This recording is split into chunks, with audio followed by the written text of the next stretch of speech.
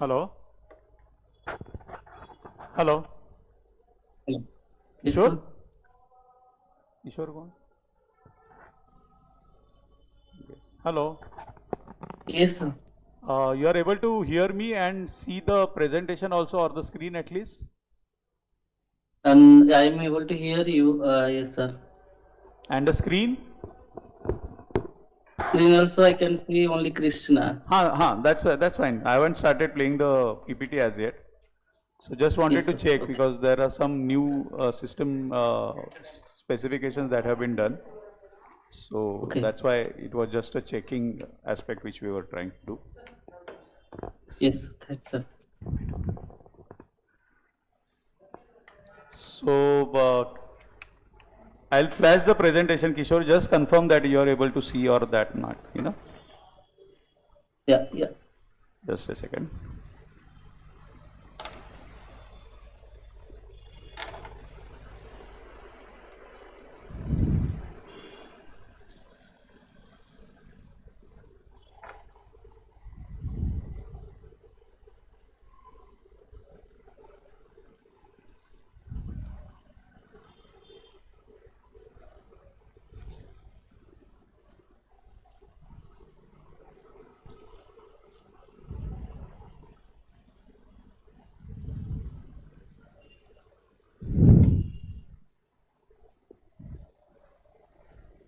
I can see, sir. You can see it, right?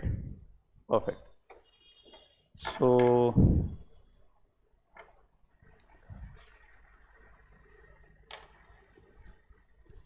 just a second, I'll start off. Give me 2 minutes. Yeah. No problems. Yes.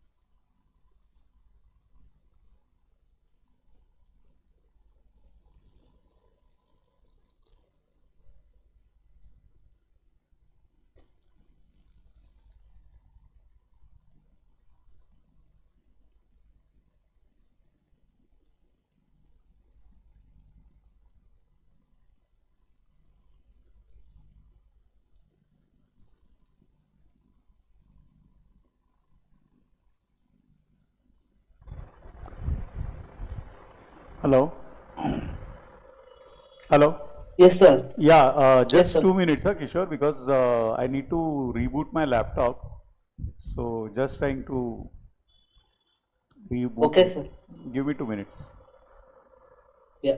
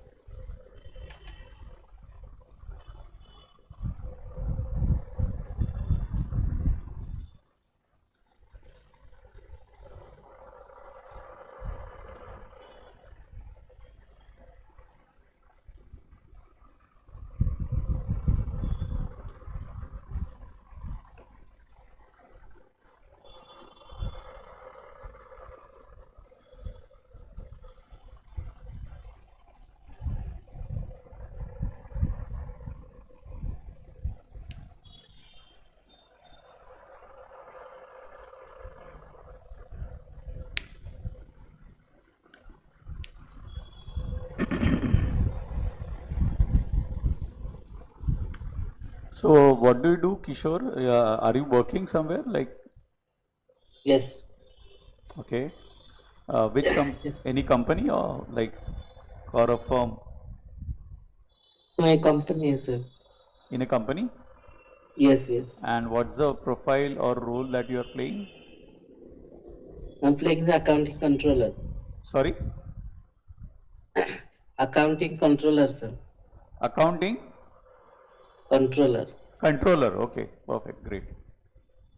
So you are pursuing the final CMA. Yes, yes. Both groups or one group done? First of all, one group, sir. Once complete the one, then we'll go for the third one. Sorry, your voice is not a bit clear. So, final, sir, both group. Both groups. So you are appearing for Yes. in June both groups? No, only one group will appear, but both group are still not completed. Okay, okay, sure. So I guess you are joining for the first time for this evening batch of mine. And Yes, yes. while the system is rebooting, I guess some issue is there. I'll just give a brief background. So we started off with strategic performance management, which is section A of the study material, and the entire session would be referring to the study material only. I Okay. hope you have that study material. Yes, yes. And sorry, the paper is 20A, and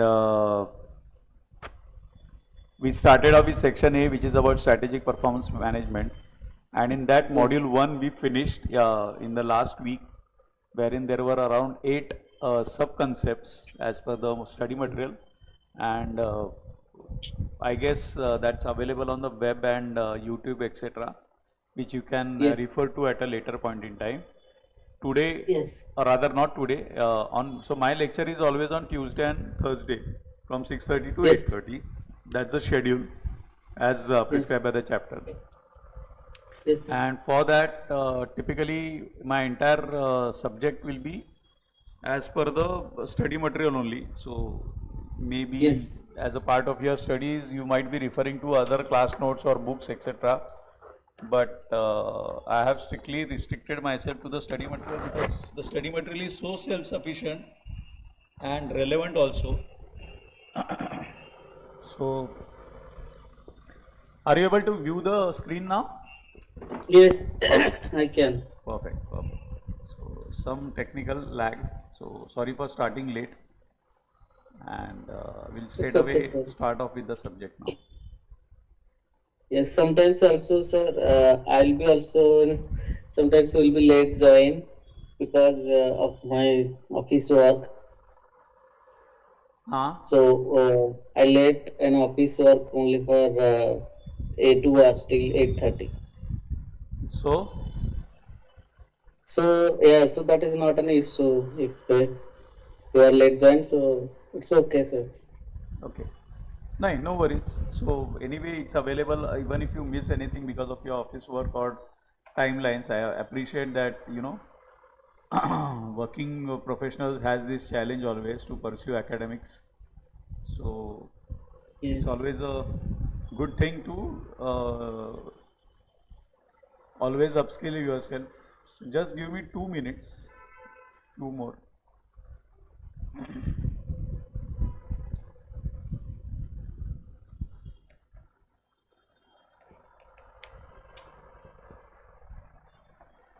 So what's the role of yours, matlab, till the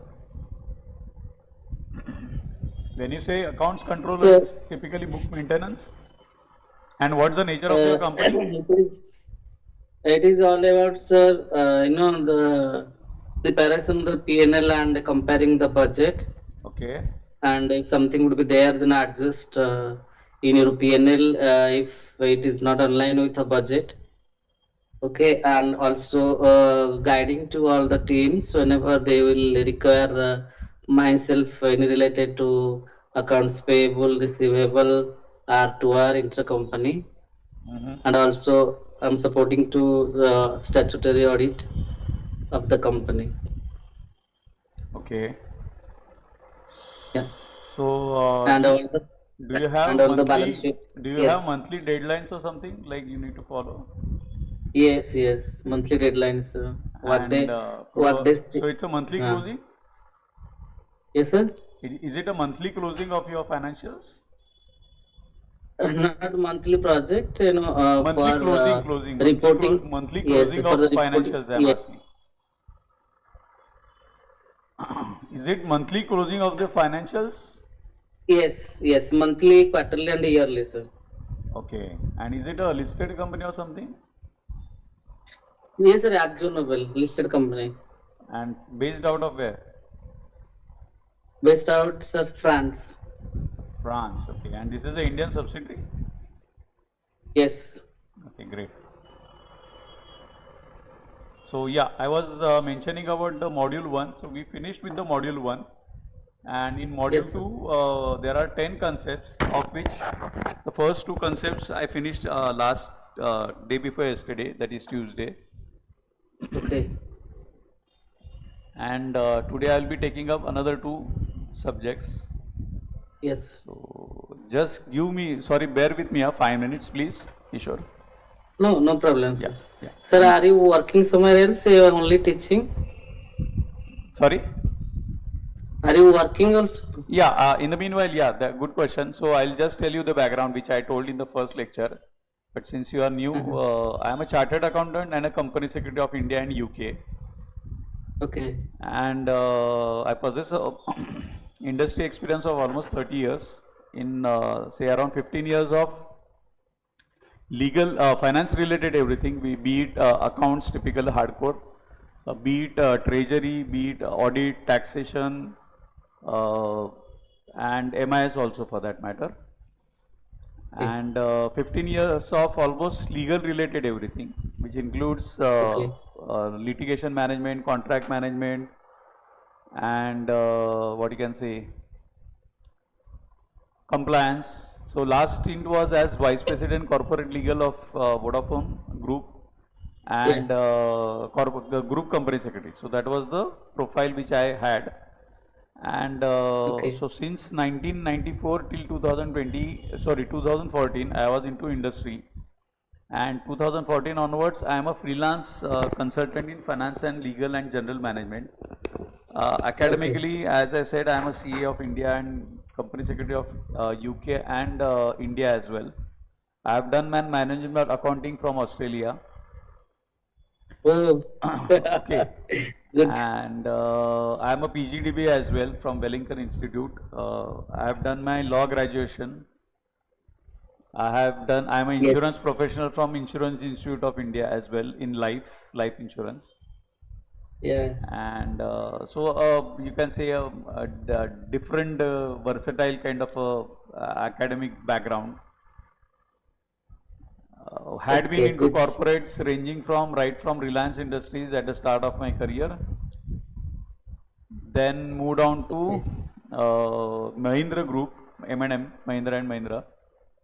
Yes. Thereafter was into financial services sector, wherein banking, sorry, the name of the company typically was, or the group was Merrill Lynch Bank of America. Mm-hmm. Uh, and thereafter had a good stint of 6 years in Vodafone SR Limited, which was the Vodafone India group Okay. thereafter. And luckily Yes. got opportunity to do the merger of Vodafone Idea and then have moved out of from Vodafone. And Good. Good. thereafter I am on my own as a freelance consultant.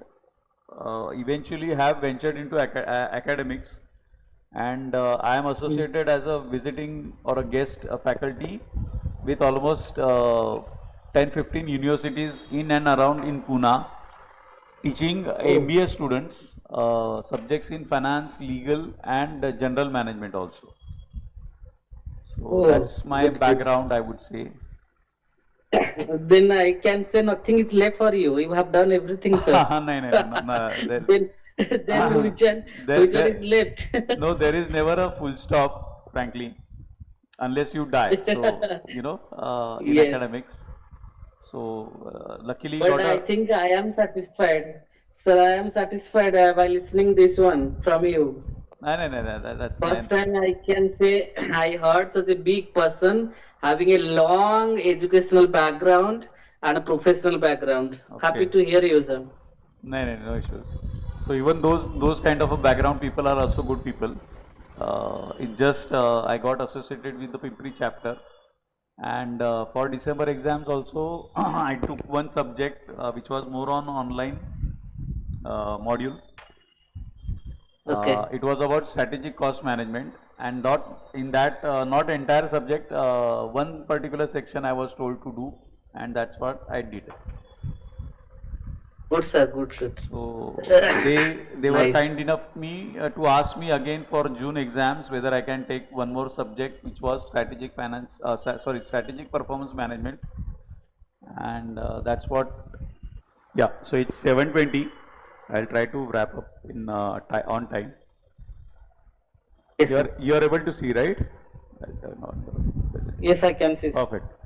So that's me, Pushkaraj Vishnu Doshi.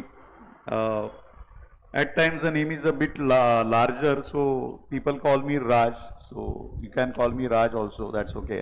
It's absolutely fine in corporate world.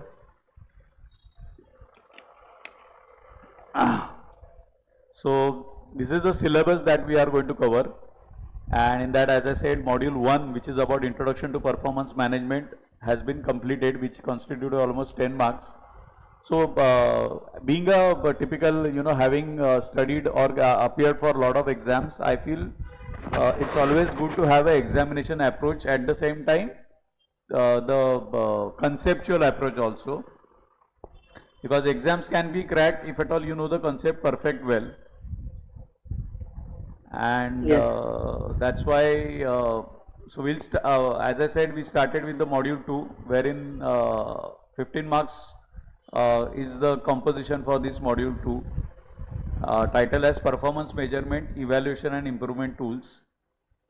And in that, we finished with the balance scorecard and DuPont analysis and RONA model, which is written on net asset model in the previous session. Today, I'll pick up benchmarking and bench trending and Six Sigma and lean management. So these are the two concepts which are predominantly considered to be evaluation tools or measurement tools for the performance in corporates.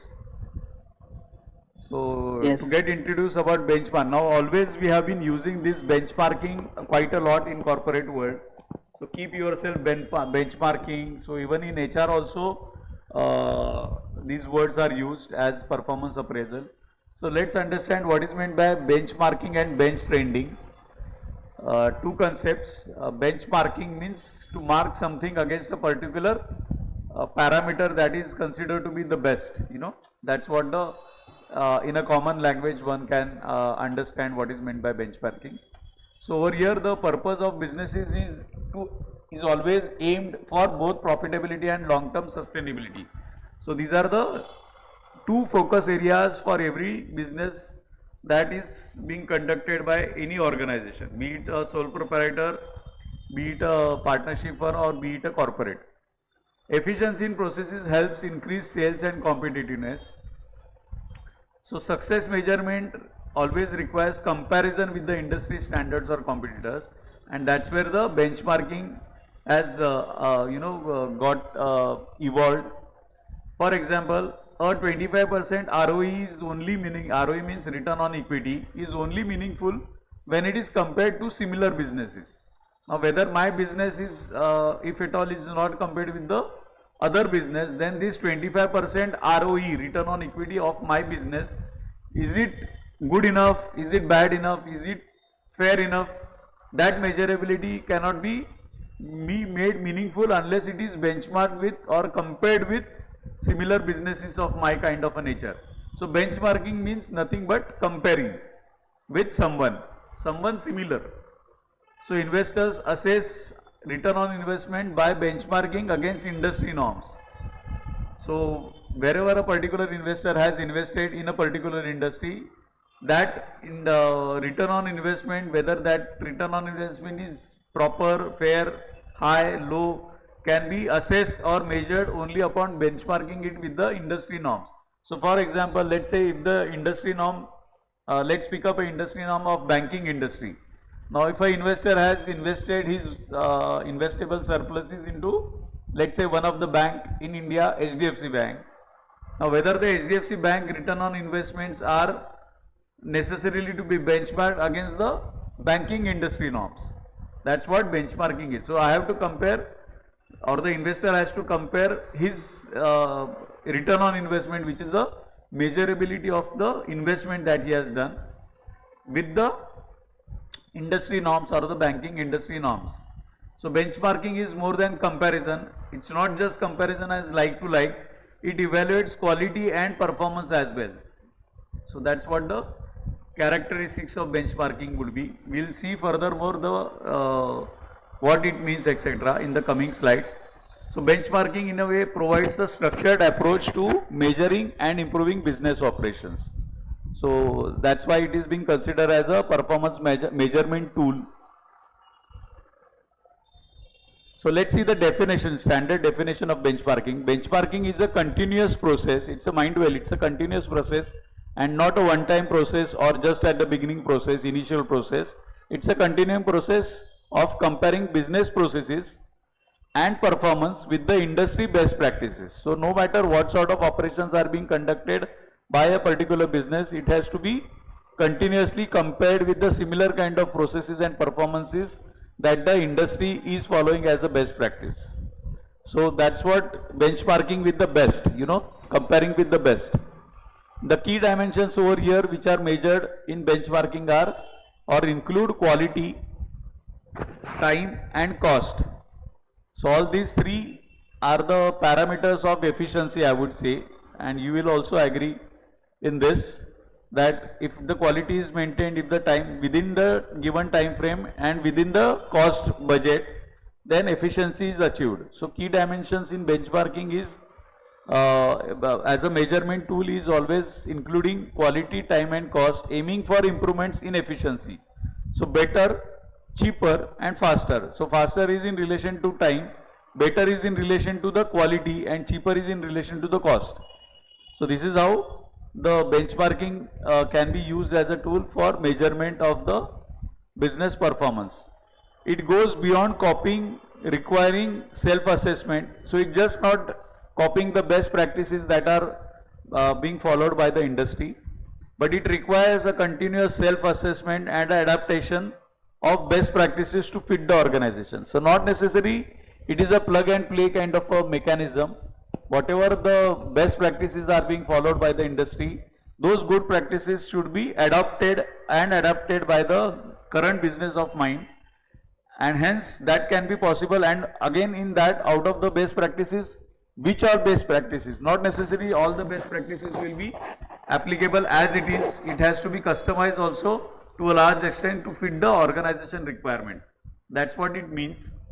So a management guru or a expert, a specialist, one gentleman called Mr. Kempner in way back in 1993 defined it as a systematic ongoing process of measuring and comparing work processes with the external standards.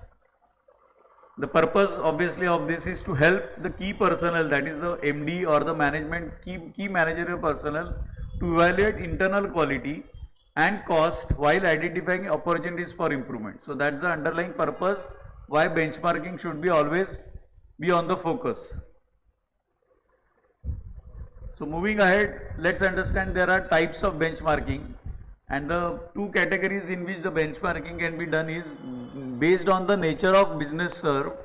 So that's one factor basis which the comparison of benchmarking can be done.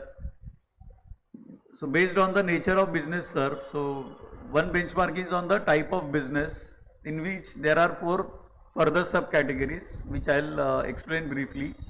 Internal benchmarking. So over here there has to be comparison between the department within the same organization. Example, comparing English and philosophy departments in a college. So obviously I have given an example of a different organization altogether, but to get a clarity, this can be enough also. So it is pitching one department against the other department. Obviously it's not like to like comparison, but some indications can also be thrown by this kind of a internal benchmarking.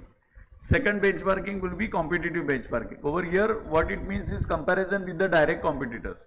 So comparing English department of two competing college, okay, or comparing two finance departments of two different organizations. That could be competitive benchmarking. Third over here is the industry benchmarking. Now comparison within the same industry but not with the direct competitors. So both could be of the same industry, but they not be directly competing each other. That is industry benchmarking. Now then coming to the fourth category of benchmarking, which is nature based, or which is based on the business served nature, is generic benchmarking. Over here the comparison has to happen between unrelated business processes that can be applied across industries. So let's say if at all a finance as a function is there, now finance as a function can be a business process that can be applied all across the industries. So that is generic benchmarking. Then there is another category of or type of benchmarking which is based on the practices or processes the benchmarking has to be done. So over here again there are four subcategories. One is the product benchmarking. Over here reverse engineering competitors' products to compare features and performance. So over here the product is compared with the competitor's product. Then comes the process benchmarking. Over here then the benchmarking involves comparing business processes with the industry best practices. So whatever as the industry the set practices or best practices have got evolved, that are required to be compared with the existing business practices that are being followed by a particular organization. Third category is about performance benchmarking. Over here, the comparison of the key performance indicators, that is KPIs and quantitative data, has to be done for judging the performance benchmarking. And the fourth is strategic benchmarking, which in a way evaluates the strategic improvements that are required or compared with the industry leaders and past performance of that same industry or the organization also. So 4 and 4, so total 8 benchmarking types or subtypes are there within two major categories. One as a based on the nature of business served, and the other based on the practices or processes benchmarked. So moving ahead, let's understand how the benchmarking process also works. So identification of the need is the first and foremost purpose. So the purpose has to be defined, why a particular benchmarking is required. Benchmarking begins when an individual in an organization identifies a need for comparison and improvement. So first there has to be a business requirement to compare also. There has to be a logical purpose why the benchmarking should be done, and hence benchmarking begins when an individual in an organization identifies a need for comparison and improvement. So one within should feel that okay, I need to improve, or the business needs to be improved, and hence to improve, what could be the best thing? Like just to give a classic example, in our school days, when we used to get marks or the report card used to be given to us by our teachers or class teachers, which would be specifying the subject wise performance that has been achieved by a particular candidate. The benchmarking is always done with the top ranker of the class. So that same logic is to be applied over here, that if at all I have to improve or the organization has to improve its own performance, they should first feel the need of it, that yes, I am lagging behind somewhere. That acceptability has to be there. The need arises from there only. The acceptability of what is right now as a organization, as is basis, if at all that is not sufficient, not up to the mark, then the need arises of improvement, and hence for that the need for comparison gets generated, and with whom to compare, the comparison will be always has to be with the best.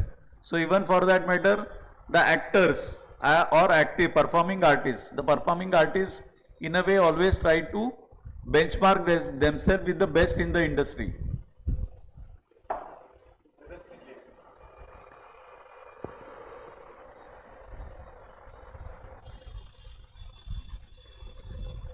Yes, sir. So in a way, that's how the performance can be achieved or improvised. The phase 1 over here is then internal preparation. The proposal development including purpose, objectives, performance indicators, that is KPIs, timelines and participants, who all needs to improve and who all needs to be party to such improvement against the benchmarks. So another aspect in this phase is management's commitment to benchmarking is very crucial. Then comes the phase 2, which is about data comparison. Now, if at all the comparison has to be there has to be like to like comparison of certain parameters. In this part 1 is about recruiting participants and finalizing the study details. Part 2 could be collecting, validating data and preparing the reports that will reflect the data comparison. In phase 3 comes the implementation and improvement. So out of the comparison, there will be a lot of valuable insights that the management will come to know from as is basis what is the desired state that should be achieved by a particular business.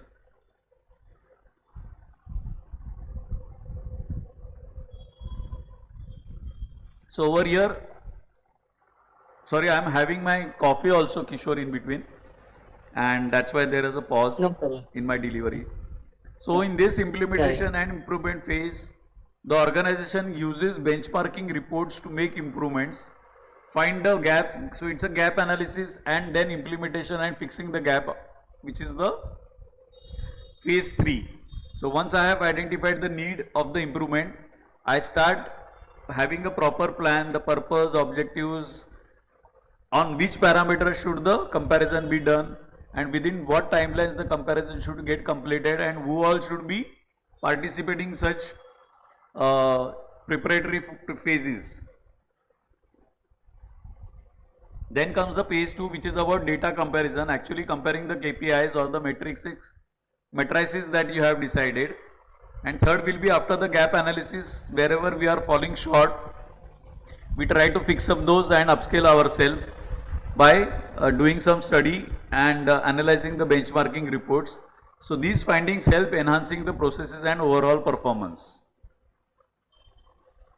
So these are the three phases. So after phase 1, phase 2, phase 3. So it has to be linearly done. It cannot be done at the same time. After phase 1, the phase 2 should be done. After phase 2, the phase 3 should be done. So this is the benchmarking process which is followed by all the organizations. Again, to give a better perspective, sorry, I am taking the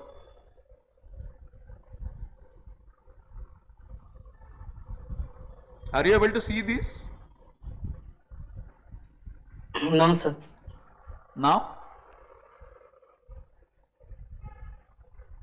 No. It's very small. Not And visible? also the not visible correctly yet. You can continue. I can only listen, sir. See now? Visible, not readable, sir. Oh, anyway, it's a table from You the can study material itself. So phase Yeah. 1 objective is to develop a project proposal. The particulars begins with the identifying of the need to benchmark and ends with an approved detailed proposal including a plan. So that's how the phase 1 will work.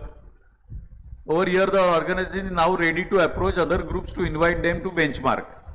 Then comes phase 2, which involves to recruit participants into the study and work with them to finalize the details of the study.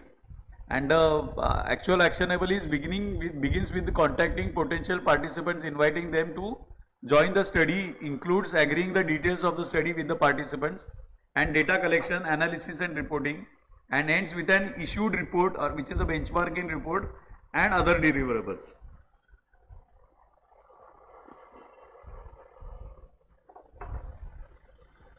Then comes the third phase, which is to improve the organization, which is the actual actionables of the benchmarking report. So begins by using the information or the insights from the report deliverables to identify specific improvement areas and the tasks that completes the improvement activity by an appropriate method within a specific timeline. So this is all about the process which is there in benchmarking. Then let's understand the bench trending. Okay.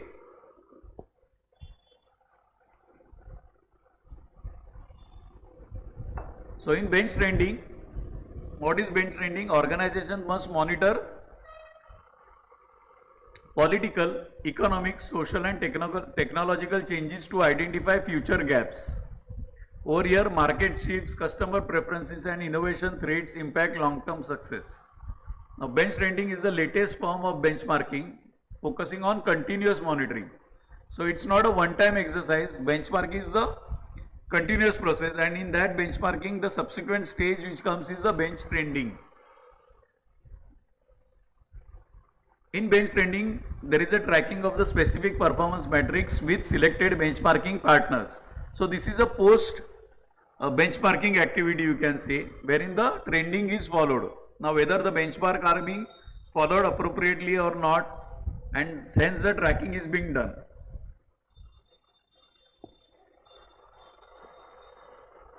So, let's understand the difference between the benchmarking and bench trending. Benchmarking compares business performance against the standard metrics, and bench trending is the continuous tracking and evaluation with the key performance indicators over a period of time. So, just to give a Again, this is a table from the chapter study material itself.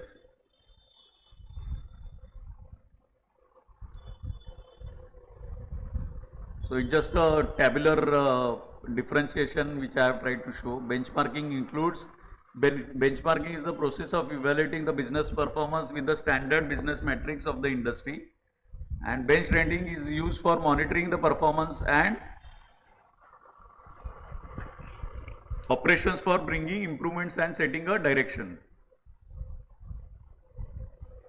Then second difference is these benchmarking is a business process that are measured for their performance, which includes productivity, cycle time, cost and quality.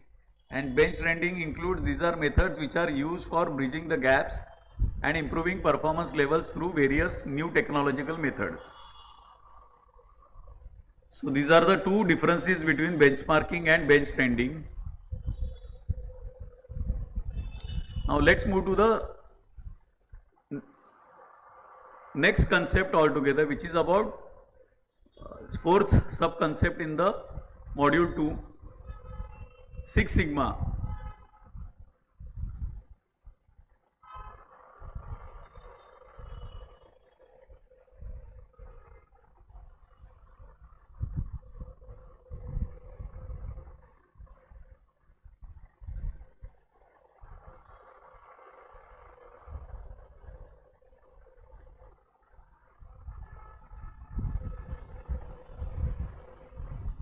So let's understand Six Sigma. Now this word is predominantly used in corporates too strong, and majorly wherever there are manufacturing setups, this Six Sigma concept is prevalent because it's all about the 6 parameters that are required to be monitored.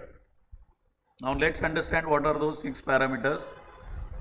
So Six Sigma is a quality as a double-edged sword. So double-edged sword means quality is a very significant aspect which needs to be continuously monitored, and hence it can act as a make and mark kind of a double-edged.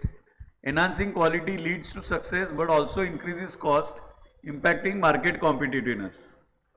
Second characteristics are the situations which arise in the business or organization is about performance improvement as a solution. So internal process improvements help manage quality without excessive cost. Third aspect is insights from good to great.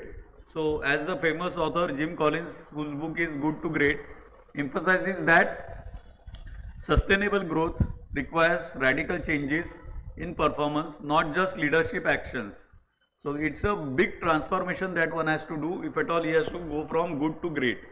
That's what Jim Collins in his book emphasizes.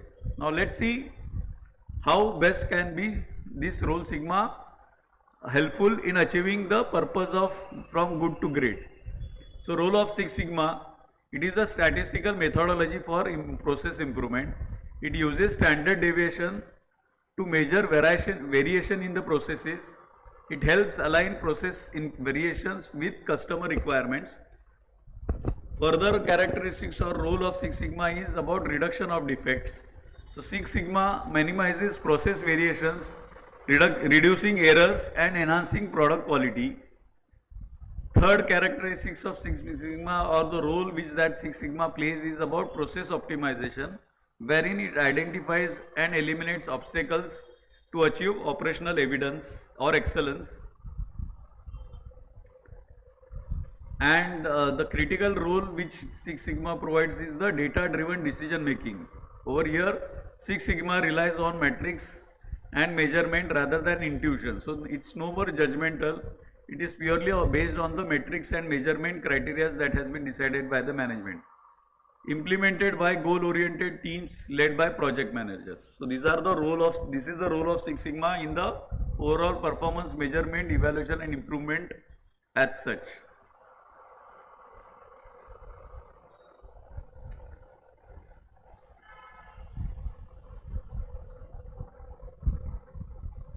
So let's see why Six Sigma should be adopted.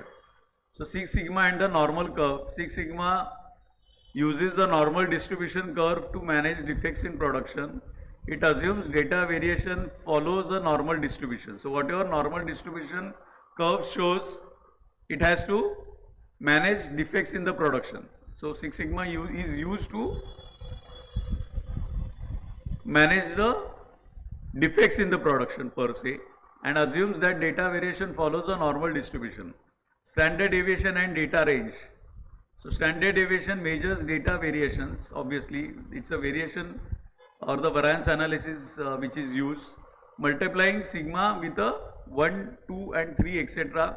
as the measurement determines the range of data coverage. Example, if mean is equal to 12, then standard deviation is 1.5:1, then sigma is equal to 68.26% of data falls between 10.5 to 13.5 as such. So around 99.73% of data falls between 7.5 to and 16.5. That's the range within which the delta is calculated. Now what are the application in industry? Higher sigma levels results in fewer defects and higher customer satisfaction. Just to give an example in bank, about a bank, mean customer wait time is 7.5. So sigma is equal to 1 minute. Okay. And 3 sigma level is equal to 99.73% of wait times between 4.5 and 11.5 minutes. 6 sigma level, even fewer delays, ensuring nearly all customers are satisfied. Let's understand 6 sigma and defect reduction. At 6 sigma level, defects per million opportunities, that is DPMO, is equal to 3.4. So this ensures very few instances for exceeding customer requirements. So Motorola and Six Sigma evolution. Let's understand what is the relationship between Motorola and Six Sigma evolution. In 1980s, US companies including Motorola faced competition from Japan. So there was a lot of competition for US companies from Japanese companies. Motorola engineers created Six Sigma by integrating best quality management practices, which resulted in savings of $2.2 billion in 4 years for Motorola, and for which they won the Malcolm Baldrige National Quality Award way back in 1988. That's where the Six Sigma came into existence. Now how Six Sigma can be deployed? Let's understand that definition and purpose. So a quality program that improves customer experience, reduces cost and enhances leadership is the focus that Six Sigma always has as a quality program. It also is known as operational excellence, zero defects or customer perfection. A data-driven approach to eliminate defects in any process is followed. The two key Six Sigma methodologies are DMAIC, which is defined, measure, analyze, improve and control, used for improving existing processes. And then there is another methodology which is DMADV, which means define, measure, analyze, design and verify. Sir, I need to go. Sorry? So I need to leave, sir, now. Sure, no issues. So you will be able to see this on YouTube, etc. Or maybe Yes, you can sir. check with the chapter for the rest of the concepts. Yes, yes. So you Sir, can drop. You can yes, drop. sir. Sir, Kishore. so you are going by chapter wise. Section B is the problem chapter that you will take later on.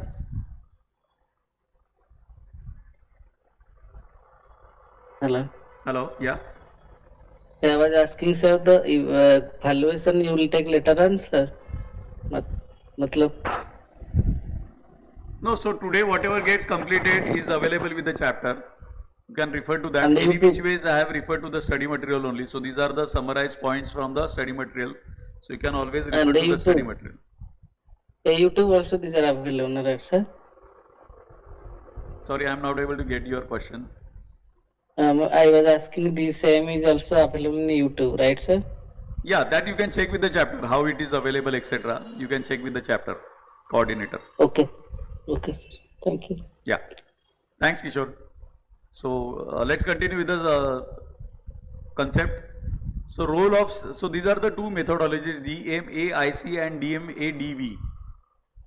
Now let's understand the roles in Six Sigma execution. So implemented by Six Sigma green belts and black belts, overseen by Six Sigma master black belts. So these are the categories of people or consultants or professionals who are well trained in Six Sigma. Now how it works, let's understand. Let's understand the two methodologies.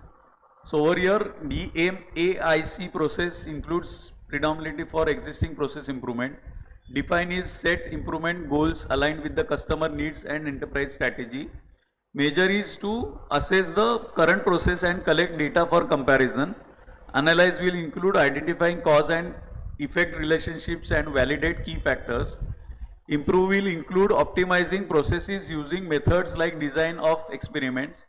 And control includes maintaining improvements by implementing control mechanisms and pilot runs. So this is how the DMAIC process is run for the existing process improvement by Six Sigma deployment.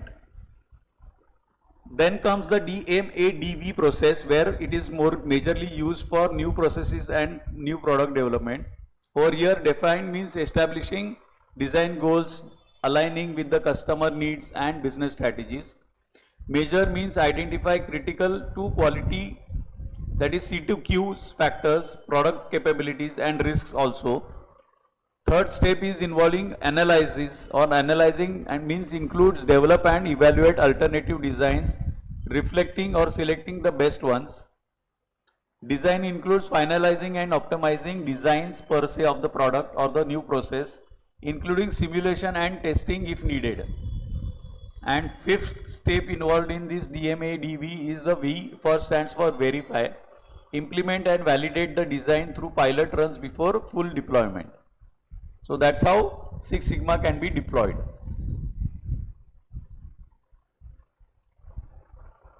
So now let's understand the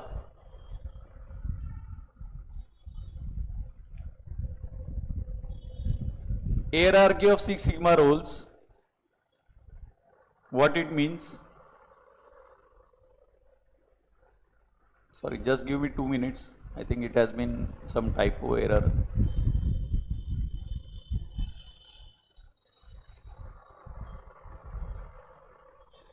So the 7 key roles for successful Six Sigma deployment. Let's understand who are the key players and who can best implement the Six Sigma, or who can best deploy the Six Sigma. So it brings multiple benefits to the managers and organizations.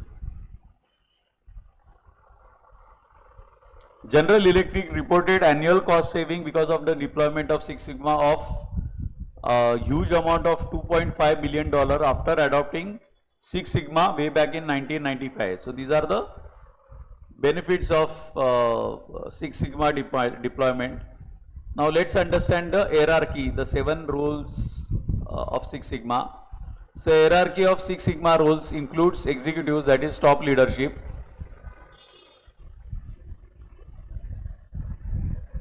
Yeah. Wherein the role of the top leadership involves providing strategic direction for Six Sigma implementation and aligning Six Sigma initiatives with the organizational culture and goals. Then next role in the hierarchies of champions, that is middle level executives or middle management, one can say. So executives are the top management. Then comes the middle management, wherein these professionals understand the company vision, mission and key metrics. They customize the Six Sigma plans to fit the business objectives.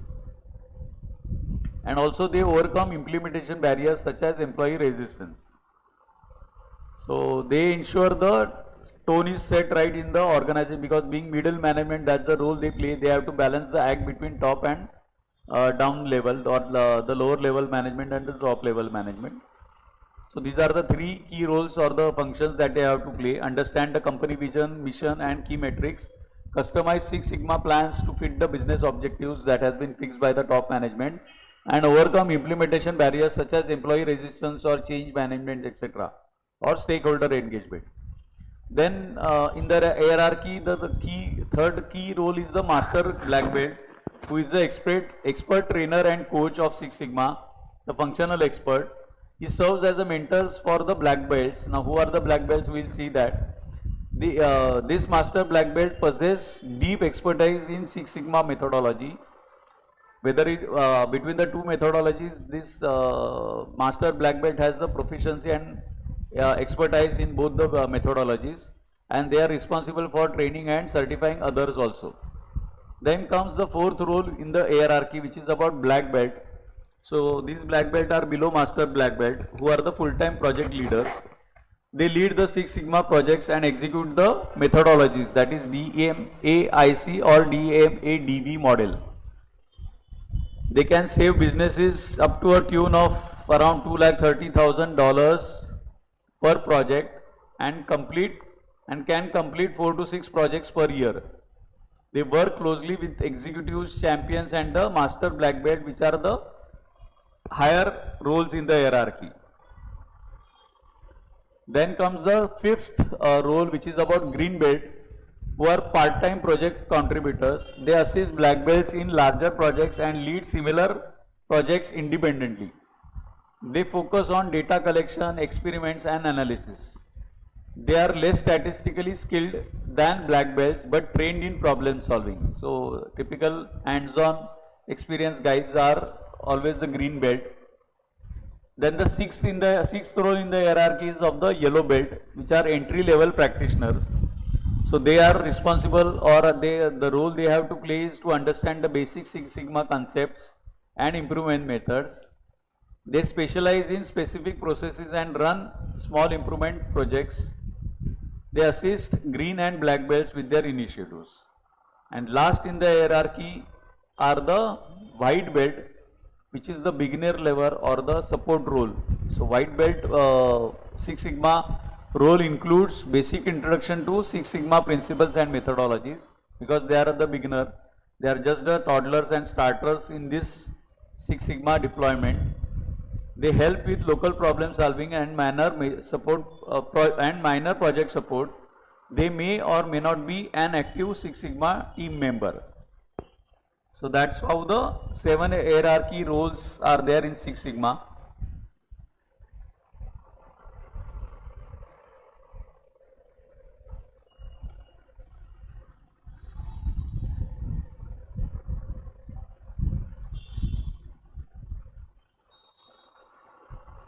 Sorry, this slide was a duplicate slide, so I thought I'll just delete it.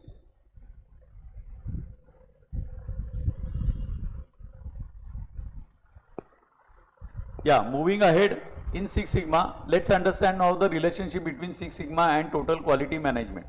So as we know, Six Sigma is all about quality improvement. And total quality management is also about quality. Let's understand what exactly these two mean. So overview, TQM and Six Sigma and lean production are major quality improvement programs. Both Six Sigma and TQM are widely used for quality management. While they appear similar, they have key differences also. So this is what the relationship is between Six Sigma and total quality management. They look similar, but they have major key differences.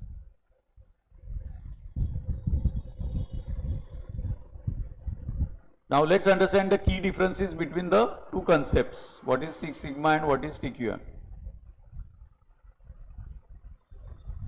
So the origin and evolution of TQM is an older concept evolved post 1950, introduced by Feigenbaum as total quality control in 1951, whereas Six Sigma was developed by Motorola. We saw in the previous slide how Motorola got the benefit of applying Six Sigma, and they won the huge prestigious award also of National Baldrige.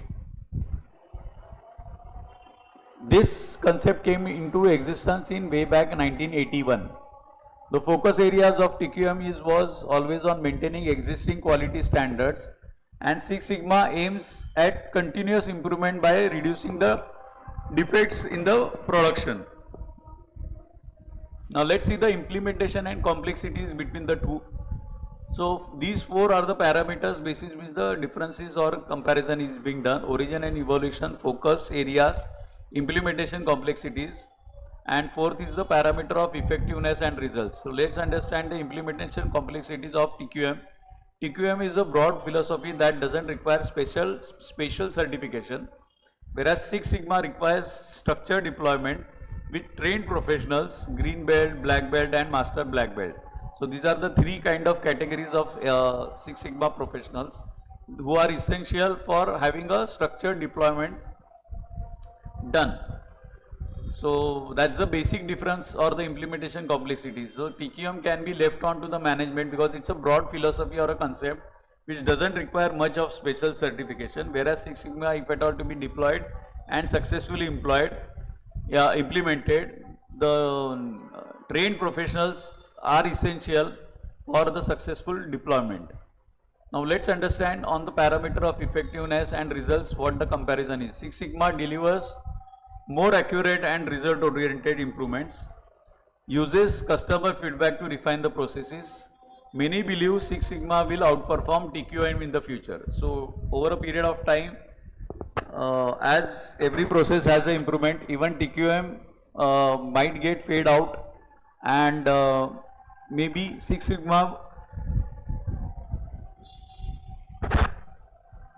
will be the hugely acceptable practice going forward. So these are the key differences between Six Sigma and TQM. Now we will move on to the, so this is all about Six Sigma, who are the key professionals and what sort of differences are there between Six Sigma and TQM. And now let's understand the lean management or the lean manufacturing concept altogether. So just a second.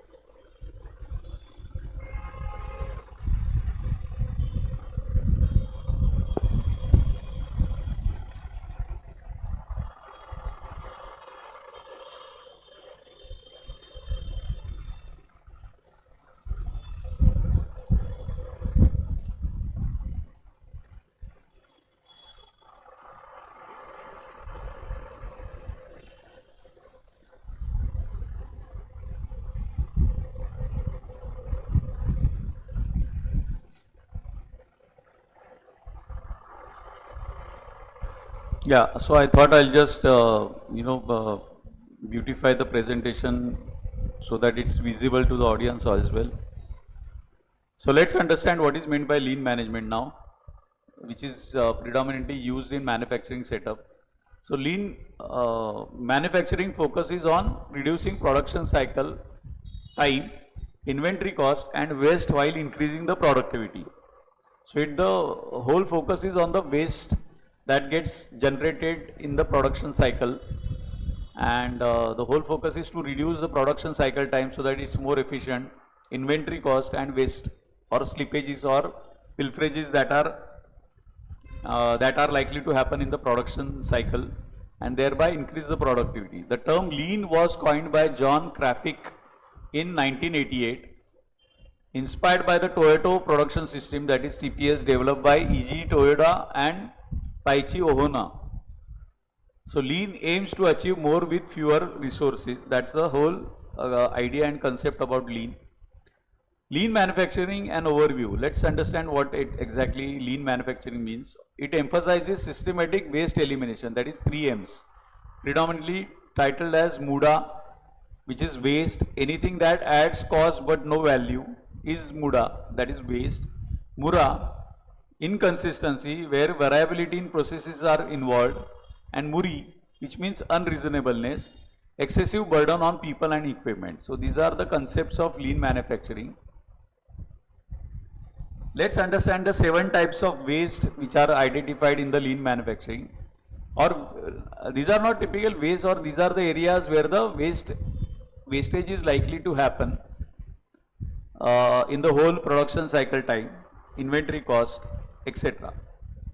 So first is transportation. So unnecessary movement of material should be avoided. That's what lean management is all about. At times the management is not aware of what exactly the movement should be done and how the movement should be kept of the various material.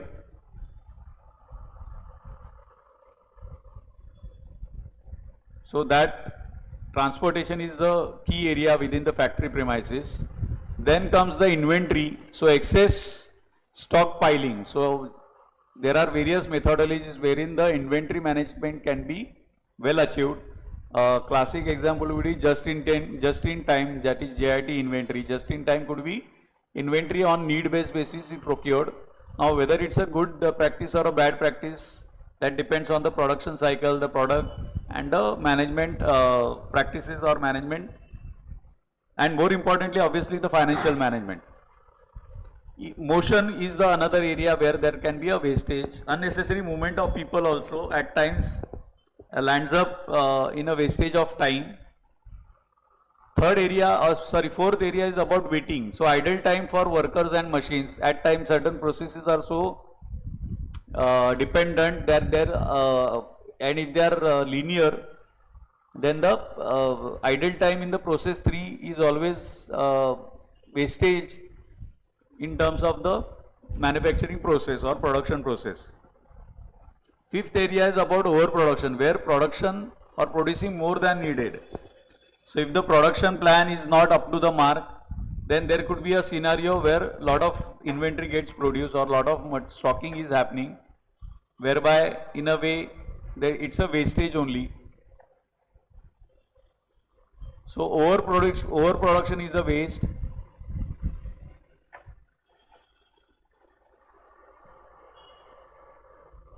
And in the production process also at times the over processing is a wastage. Lot of processes are there which are unnecessary steps in the production, that needs to be looked at and observed whether they are really essential in the whole scheme of production. And last is the 7th item is the defects. So errors requiring rework or scrapping. So these are the 7 areas which are of wastage. As we saw, lean manufacturing is all about fixing the emphasizes on the systematic waste elimination. Now where all wastages can happen in the production process or manufacturing process is all about lean manufacturing. And these 7 areas are transportation, inventory, motion or movement of people, waiting time of the various workers and machines involved in the production, overproduction wherein excessive production may be considered to be a wastage, and over processing, some unnecessary steps are there in the production, and lastly the defects or the errors requiring rework or scrapping of the goods. Now this lean manufacturing works on 5 principles. So let's understand these 5 principles of lean manufacturing. A, value defined by the customer, not the producer. Value stream, that is mapping all steps from production to delivery. Flow, which ensures smooth and uninterrupted processes. Pull, which is about production only based on actual customer demand. And perfection, which is the whole continuous improvement for efficiency. Now let's see the 5S methodology of lean.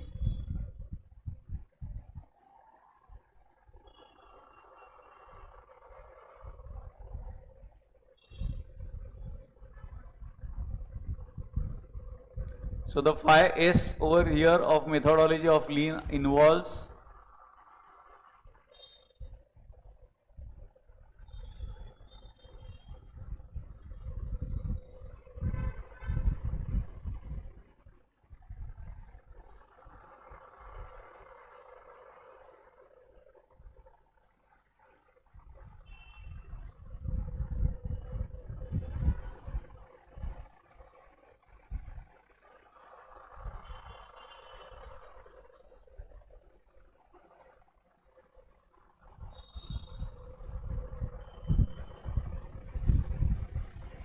yeah.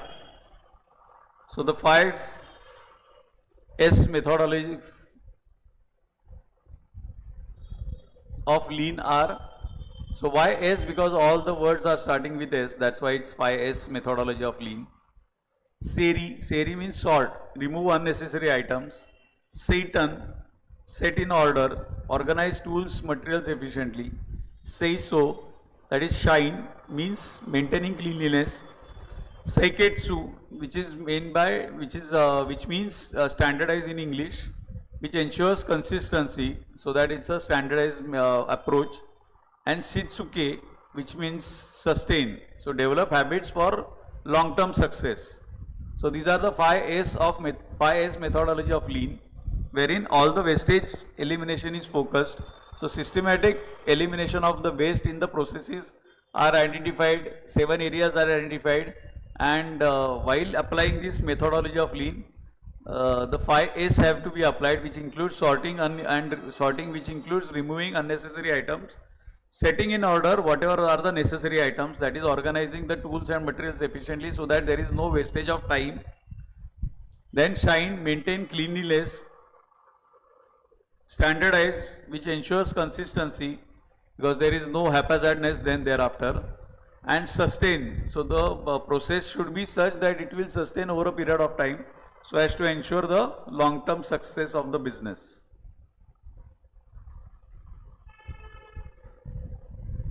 So let's understand the benefits of lean 5S program, what it means and what are the benefits that can be achieved because of the implementation of this 5S. So first and foremost benefits is the improved safety, because there is a elimination of wastage, focus is there on the entire process, so safety is ensured. So improved safety, higher equipment availability, because it's all about keeping the equipments in order, set in order, so that's why the higher equipment availability is possible. Lower defect rates, reduced cost, increased flexibility and agility. Agility is the speed and scalability, enhanced employee morale, better asset utilization and improved company image. So again, adopting lean manufacturing processes or concept improves the brand image of the organization also. The organization is looked upon in a different way by the outer world.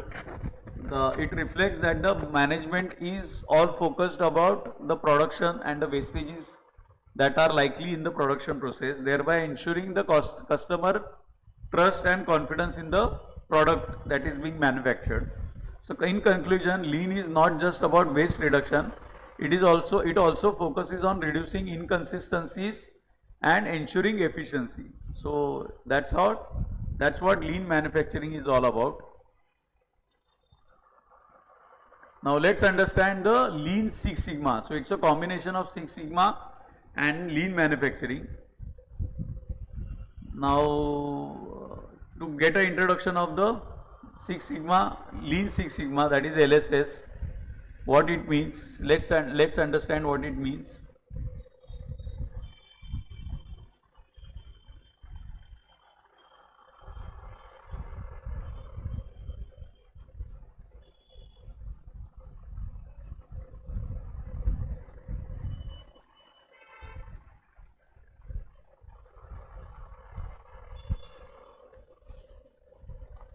Yeah. So LSS is a combination of lean manufacturing and Six Sigma, enhancing efficiency and quality.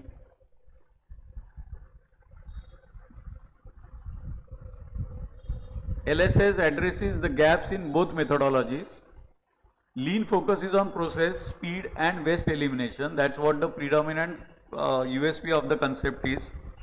And Six Sigma emphasizes statistical control and quality improvement.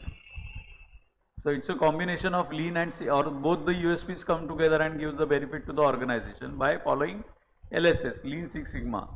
So Six Sigma emphasizes statistical control and quality improvement both. LSS maximizes thereby shareholder value by improving customer satisfaction, cost quality, process speed and invested capital. So these four factors which are critical for every business organization to improve or maximize the shareholder value are achieved through LSS. Now how this adoption is done and what are the benefits of LSS? Many companies worldwide have adopted LSS, demonstrating significant improvements. The US Army implemented LSS in 2006. So this management concept is so prominent and useful that even US Army has implemented LSS in 2006, achieving major financial benefits. So even US Army budgets also got improvised, thereby giving financial benefits to the US Army. Overall, $19.1 billion got saved through process improvements and $3.6 billion in potential saving from projects initiated in 2011 and 12. So to conclude, LSS is a proven methodology that drives efficiency, cost reduction and quality enhancement. Its effectiveness is widely recognized across industries including government and military sectors. So this is all the importance of Six Sigma is all about. And with this we come to the last concept of the today's discussion and session. So just to give a recap what all we covered from the start of the module. So we covered benchmarking and bench trending. What is meant by benchmarking and bench trending? Wherein we saw benchmarking is nothing but a continuous improvement process and performance with the industry best practices. The dimension over here is included quality, time and cost, aiming for improvements in efficiency, which means better, cheaper and faster. Then we saw the purpose. It helps key personnel evaluate internal quality and costs while identifying opportunities for improvement. Benchmarking types we saw. First type based on the nature of business served and the second was based on the practices and processes benchmarked. Both having four subtypes which included internal benchmarking, competitive benchmarking, industry benchmarking and generic benchmarking. And in the other type which is based on practices or processes benchmark, the four types are product benchmarking, process benchmarking, performance benchmarking,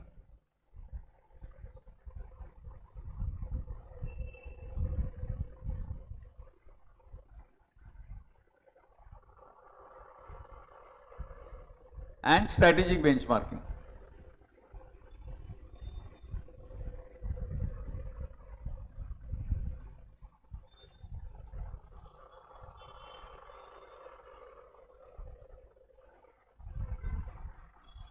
So two types and four subtypes in each. Then we saw how the benchmarking process is all about, so which involves the first and foremost phase of the need of having a benchmark, identification of the need, why the benchmarking is to be done at all, there has to be a proper purpose defined. Phase, then the phase comes about, so first step is the program launch in a way. Then phase 1 is about internal preparation, phase 2 is about data comparison and phase 3 is about implementation and improvement. So this is how linearly the phase wise process happens of benchmarking. So after first identification of the need, phase 1 is implemented, phase 2 is thereafter implemented and phase 3 is thereafter the conclusion of the benchmarking process. Now this is the tabular format for the same explanation that I gave about the benchmarking process. Then we saw what is meant by bench trending, which included organizations need to monitor political, economic, social and technological changes to identify future gaps. Then we saw the difference between benchmarking. in benchmarking there is a comparison of business performance against standard metrics, and in bench trending, because it is about trend over a period of time, so it continuously tracks and evaluates key performance indicators over the time. Again, this is a tabular comparison of the benchmark. And then we saw today the Six Sigma process all abroad. So it is the quality as a double edge. Then the role of Six Sigma was identified, how statistical methodology for process improvement can help organizations. Data driven decision making is done in Six Sigma. We saw the Six Sigma, why Six Sigma is to be adopted and how it helps in normal curve distribution and standard deviation data ranges also. Why Six Sigma, why it should be applied in industries, the certain analysis also we saw. Then how it helps in defect reduction and how Motorola evolved this Six Sigma evolution happened. In 1980s, US companies including Motorola faced competition from Japan, and therefore Motorola engineers felt and created the need of Six Sigma by integrating best quality management practices, which resulted in a savings of 2.2 billion in 4 years and won them the Malcolm Baldrige National Quality Award way back in 1980. Then we saw the definition and purpose of Six Sigma, the two key schemes, Six Sigma methodologies, DMAIC, which means define, measure, analyze, improve and control. So this methodology works on the existing processes. And then we saw another methodology which is about DMADV, which is define, measure, analyze, design and verify, which is used for the new processes or products that are being developed. The role in Six Sigma execution, we saw it is implemented by Six Sigma green belts and black belts who are at the bottom of the, who are at the top of the hierarchy. Then this is typically overseen by the Six Sigma master black belts who are at the top of the hierarchy. Thereafter, we saw the Six Sigma methodologies, what it means, define means what, measure, analyze, improve, control, and then the next for the new process or product development, how it has to be defined, how it is to be measured, how to analyze, how to design and how to verify. Thereafter, we saw 7 key roles for successful Six Sigma deployment. This brings multiple benefits to the managers and organizations. General Electric had a cost savings of 2.5 billion after adopting Six Sigma. We saw that. And this is the hierarchy of Six Sigma roles, the 7 roles which are there and which are essential for Six Sigma implementation. The top level executives are at the higher pedestal. Then comes the middle management level, who are called as champions. Then expert trainers and coaches who are called as master black belt. Then the full-time project leaders who are the typical black belts. Then the part-time project contributors who are the green belts. And down below the hierarchy,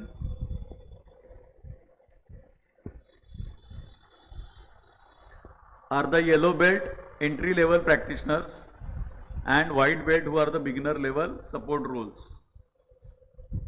Then we saw the relationship and the comparison between Six Sigma and the total quality management.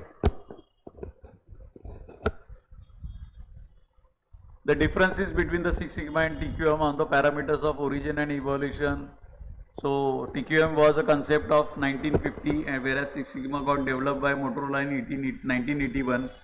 Then we saw both focuses. Focus of TQM is on maintaining existing quality standards, whereas Six Sigma aims at continuous improvement by reducing the defects. We saw the complexities in implementation of TQM and Six Sigma. Six Sigma needs trained professionals, whereas TQM doesn't need any special certification. Post implementation, we saw how effectiveness and results are derived from Six Sigma as well as TQM. So many believe in the industry that Six Sigma will outperform TQM in the future. Then we came to the critical concept of lean manufacturing, wherein we saw the introduction of lean manufacturing, which focuses on the reduction of production cycle time, inventory cost and waste while increasing productivity. The term lean was coined by John Krafik in 1988, which was inspired from Toyota production system, that is TPS, developed by Toyota and Ohono. Lean aims to improve or achieve more with fewer resources. Lean manufacturing. Then we saw lean manufacturing overview, which emphasizes on systematic waste elimination. The three M's: Mura, which is inconsistency, Muda means waste, and Muri means unreasonableness. So on these three parameters, the waste elimination is to be done. So we saw thereafter the 7 types of wastages or the processes that can lead to wastages. One is about transportation, unnecessary movement of materials; motion, which is unnecessary movement of people; and then inventory also, which might have excess stockpiling; waiting time, that is the idle time for workers and machine; overproduction, producing more than needed; over processing, which includes unnecessary steps in the production; and defects removal, which includes errors requiring rework or scrapping. Thereafter we saw the 5 principles which are adopted for lean manufacturing, which includes value, value stream, flow, pull, and perfection also. The 5S methodology of lean, which includes sorting, setting in order, shining, standardizing, and sustaining. The various benefits of lean 5S program are improved safety, higher equipment availability, lower defect rates, reduced costs, increased flexibility, agility, enhanced employee role, better asset utilization, and improved company image. So lean is not just about waste reduction, it also focuses on reducing inconsistency and ensuring efficiency. Then we lastly saw as the concept the Lean Six Sigma, that is a combination of lean manufacturing and Six Sigma also. So it's a combination of lean manufacturing and Six Sigma, enhancing efficiency and quality. It addresses both gaps. It addresses the gaps in both methodologies. So it, in a way, it supports both the gaps. Lean focuses on the process speed and waste elimination. Six Sigma emphasizes statistical control and quality improvement. So both have their own USPs. So both USP coming together in a way enhances the overall performance of the management. So LSS maximizes shareholder value by improving customer satisfaction, cost quality, process speed, and invested capital. So the benefits are many companies worldwide have adopted LSS, demonstrating significant improvements.